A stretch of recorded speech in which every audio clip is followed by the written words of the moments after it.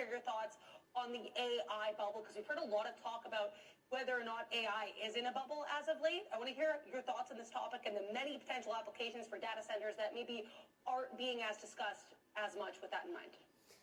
You know, that's a great question. And so, no, I don't think we're in a bubble on AI. I'll tell you why.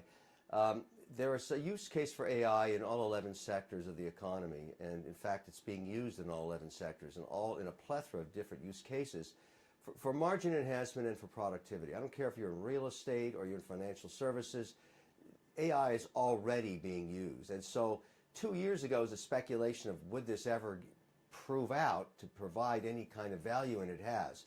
And so now we got a really big problem, and it's called the grid. There's no power left. And so when you talk about Bitzero and why I invested in it, it's because Bitzero is actually a power company. If you see what they've done, and you've got to hand it to the management, I applaud what Mo has achieved over the last few years.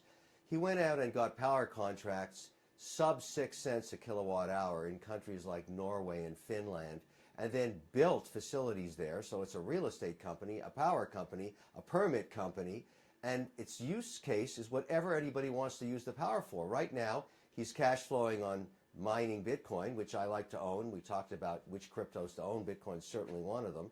And then for the stuff going on in Finland and Norway, it's come one, come all. Who needs power at sub 6 cents a kilowatt hour? Are you a data center? Are you compute? Are you AI compute? Whatever you need it for, you can use it because we have the land, we have the permits, we have the power.